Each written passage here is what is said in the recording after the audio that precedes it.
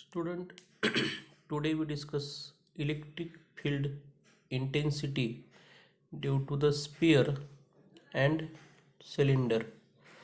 Now first we discuss the equation for electric field intensity due to uniformly charged spherical cell or hollow sphere.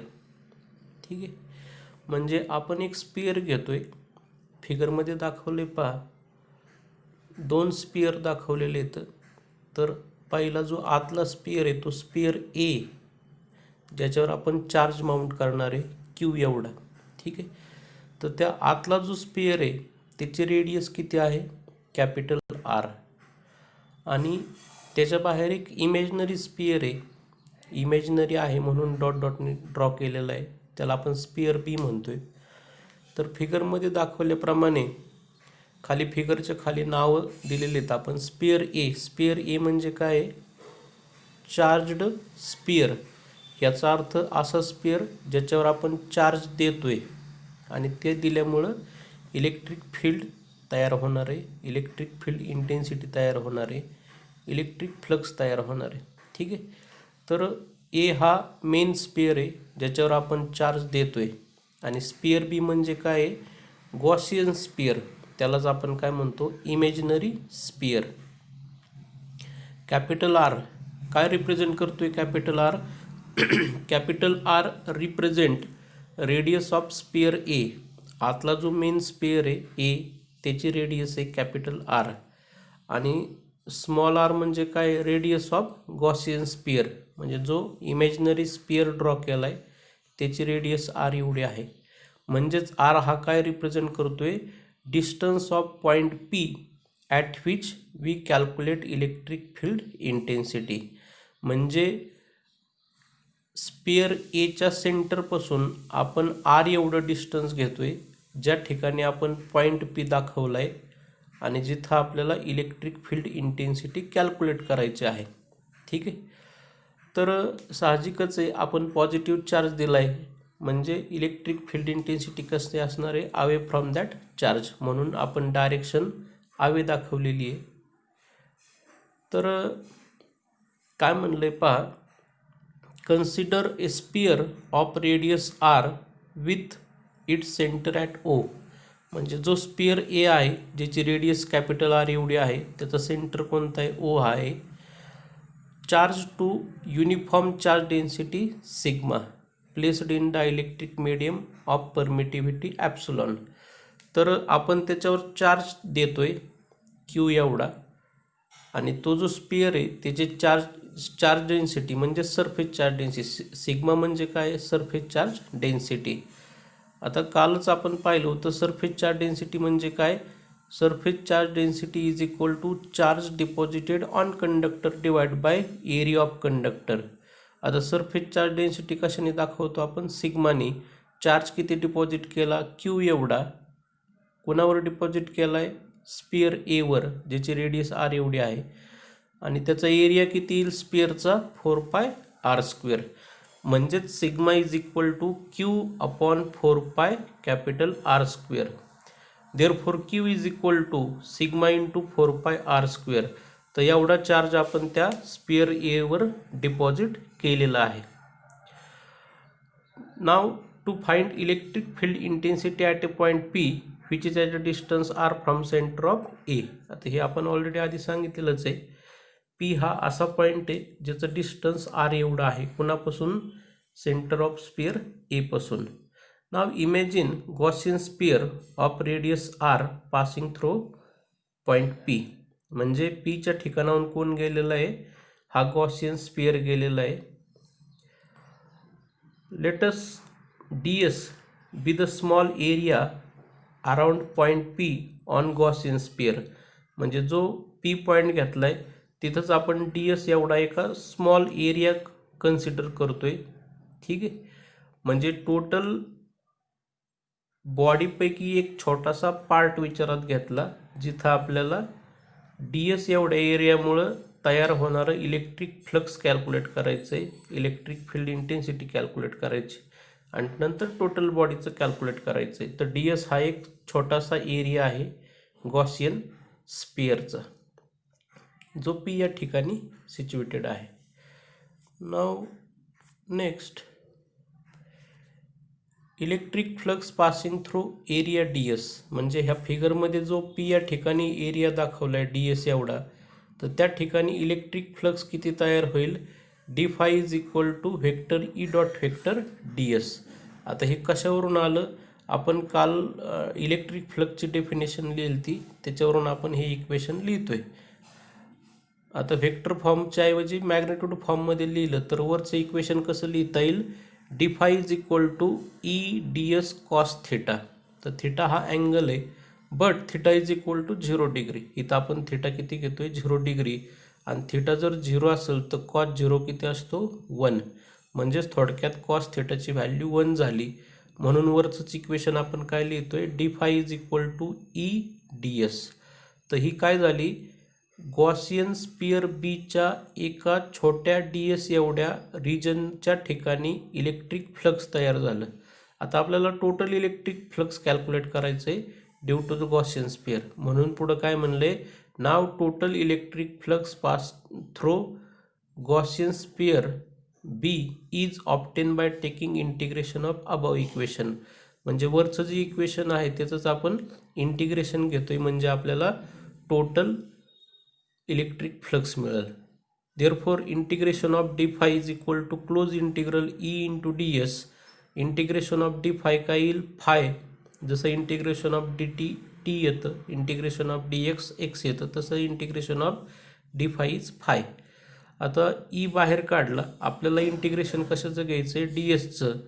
आता D S हा एक small area आहे, कशाचा, Gaussian स्पियरचा. स्पियरचा area किती असतो, 4 R square. आता radius किती बाहेरच्या स्पियरची, स्मॉल आर, म्हणून 4 स्मॉल आर स्क्वेअर. तर त्याचा एरिया लिहिला आहे ब्रॅकेटमध्ये, त्याला आपण इक्वेशन 1 म्हणतोय. ठीक आहे. But according to Gauss theorem काय सांगतो, total electric flux passing through a given area is equal to Q upon epsilon 0. ठीक आहे. तर दोन्ही इक्वेशन कम्पेअर केले, compare equation 1 and 2. Therefore we get, left hand side कशा आहेत, इक्वेशन 1 2च्या सेम आहेत, याचा अर्थ राईट हँडसुद्धा सेम असल्या पाहिजेत. Therefore E in bracket 4 small r square is equal to Q upon epsilon 0.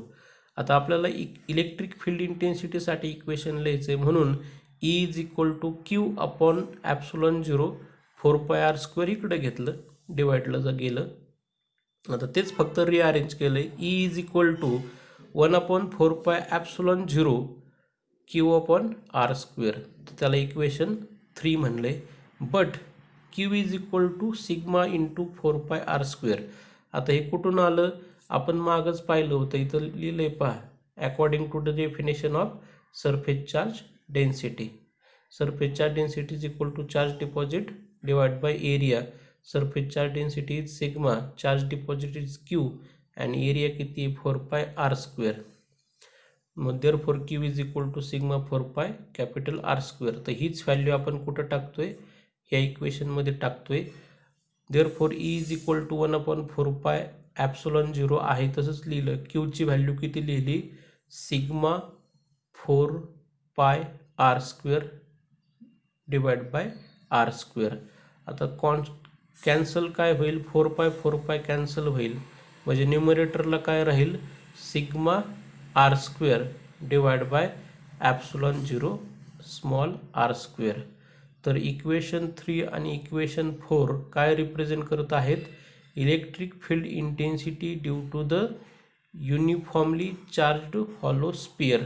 म्हणजे आपण जर एक हॉलो स्पियर घेतला, तर त्या स्पियरवर जर चार्ज डिपॉझिट केले, तर त्या चार्जपासून आर एवढ्या डिस्टन्सवर, सेंटरपासून आर एवढ्या डिस्टन्सवर इलेक्ट्रिक फील्ड इंटेन्सिटी किती असणार आहे, E is equal to sigma R square upon epsilon 0 r square. ठीक आहे. हे इक्वेशन आपल्याला ऑब्टेन करायचं होतं. आता ह्याच्यात परत त्यांनी केसेस सांगितलेल्या आहेत. केसेसमध्ये काय सांगितले, पहिली case, if point P lies on surface of charged sphere A. म्हणजे ज्याच्यावर आपण चार्ज दिलेला आहे स्पियर एवर, त्याच्यात जर सर्क्युम्फरन्सवर आपण जर पॉईंट पी घेतला, म्हणजे फिगरमध्ये जसं दाखवलं आहे तसं पहा, आपण पी पॉईंट कुठं दाखवला होता, स्पिअरच्या सेंटरपासून स्मॉल आर एवढ्या डिस्टन्सवर. आता तोच पॉईंट पी जर ज्याचं रेडियस कॅपिटल आर आहे त्याच्यावर जर घेतला तर स्मॉल आरची व्हॅल्यू किती येईल, कॅपिटल आर एवढी येईल. म्हणून आपण काय घेतलं आहे, small R is equal to capital R. तर हीच व्हॅल्यू आपण कशामध्ये टाकली, इक्वेशन 4मध्ये टाकली. म्हणजेच आर स्क्वेअर काय होईल, कॅन्सल होईल. म्हणजेच ई इज इक्वल टू काय येईल, सिग्मा अपॉन ॲप्सिलॉन 0. ठीक आहे. तर इथं आपल्याला काय मिळालं, E is equal to sigma upon epsilon 0. पण कधी जर आपण पॉईंट पी हा कुठं घेतला, चार्जड स्पिअरवर घेतला तर. नंतर केस सेकंडमध्ये काय म्हणलंय, if point P lies inside the charged sphere A, म्हणजे स्पिअर एच्या आतमध्ये जर आपण पॉईंट पी घेतला तर इलेक्ट्रिक फील्ड इंटेन्सिटी किती असणार आहे. आता आपण ह्याच्या आधी बी 11वीमध्ये सांगितलेलं आहे की कंडक्टरच्या आतमध्ये इलेक्ट्रिक फील्ड इंटेन्सिटी किती असते, 0 असते. त्याचबरोबर सिग्मासुद्धा 0 असतो. म्हणून आपण फायनली काय लिहितोय, electric field intensity E is equal to 0. हे कायम लक्षात ठेवा, electric field intensity inside the conductor is always equal to 0. ही प्रॉपर्टी आपण 11वीमध्ये पाहिलेली आहे. तर हे एक इक्वेशन झालं, electric field intensity due to the hollow sphere किंवा स्पेरिकल सेल. नंतर दुसरं इक्वेशन पाहायचं आहे आपल्याला, जे सिलेंडरसाठी किंवा वायरसाठी आहे. आता वायर ही कशी असते, सरळ स्ट्रेट असते आणि तिची लेंथ इन्फिनाइट असते.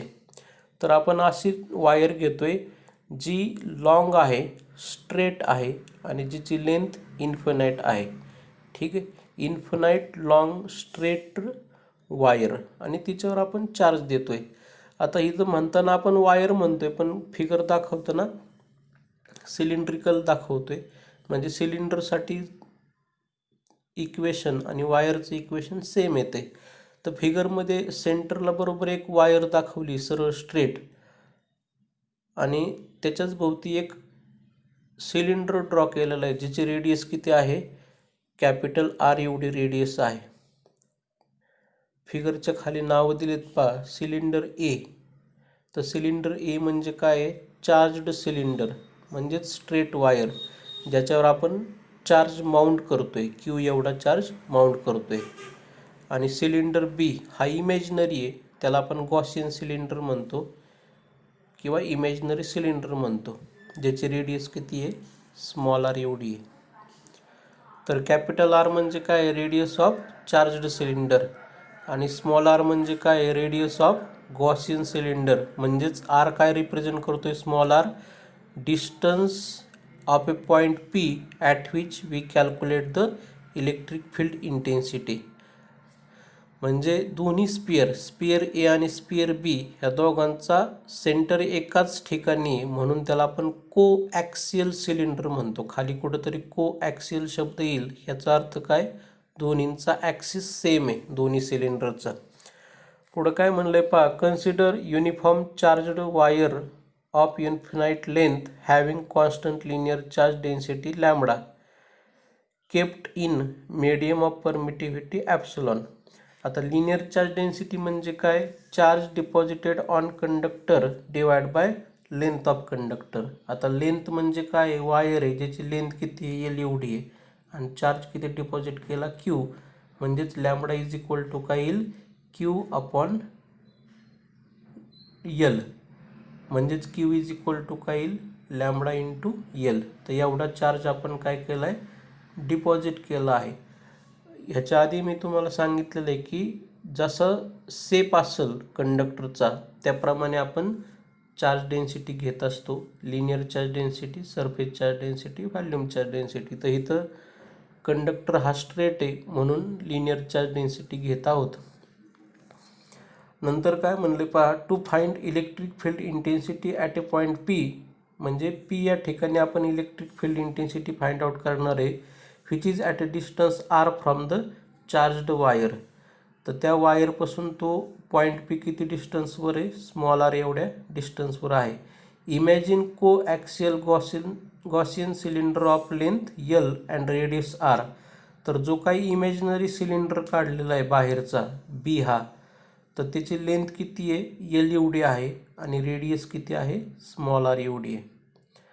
Consider A very small area D S at a point P on Gaussian cylinder. तर जो काही गॉसियन सिलेंडर आपण कन्सिडर केला आहे त्या ठिकाणी पी पॉईंट दाखवला आहे आणि तिथंच आपण डी एस एवढा स्मॉल एरिया घेतो आहे टोटल सिलेंडरपैकी. तर आपल्याला इलेक्ट्रिक फ्लक्स काढायचं आहे आता ॲट ए पॉईंट पी किंवा थ्रो एरिया डी एस. तर काय म्हणलं आहे, electric flux passing through area D S is D phi is equal to vector E dot vector D S. मागच्याही आर्टिकलमध्ये आपण हेच लिहिलेलं आहे. आता सेमच आहे जवळजवळ, फक्त एरिया बदलल शेपनुसार. तर D phi is equal to vector E dot vector D S हे व्हेक्टर फॉर्ममध्ये झालं. आता तेच मॅग्नेटिक फॉर्ममध्ये लिहिलं तर काय येईल, D phi is equal to E D S cos theta.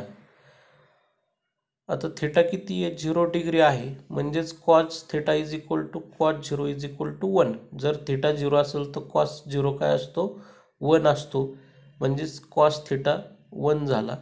तर वरचंच इक्वेशन कसं लिहिता येईल, D phi is equal to E into D S cos theta 1 झाला. आता हे कोणासाठी इलेक्ट्रिक फ्लक्स झालं, टोटल एरियापैकी जो आपण डी एस एवढा एरिया घेतला गॉसियन सिलेंडरचा, तर त्याच्यामुळं इथं तयार होणारं इलेक्ट्रिक फ्लक्स तयार झाले. आपल्याला टोटल काढायचं आहे. Total electric flux through Gaussian cylinder is obtain by taking integration of above equation. तर वरचं जे इक्वेशन आहे त्याचं इंटिग्रेशन घेतलं. Therefore integration of D phi is equal to integration of close integration of E into D S. आता integration of D phi काय येणार आहे, फाय ई बाहेर काढला, क्लोज इंटिग्रल डी एस. तर डी एस हा एक छोटा एरिया होता टोटल बॉडीपैकी. तर आता टोटल एरिया घ्यायचा आहे. तर जो सिलेंडर आहे त्याचा एरिया किती असणार आहे, 2 पाय आर एल. हा फॉर्म्युला आहे standard, area of cylinder is 2 pi R L. त्याला इक्वेशन 1 म्हणलं. But according to Gauss theorem काय सांगतो, phi is equal to Q upon epsilon 0. मागच्या आर्टिकलमध्ये आपण हेच लिहिलेलं आहे.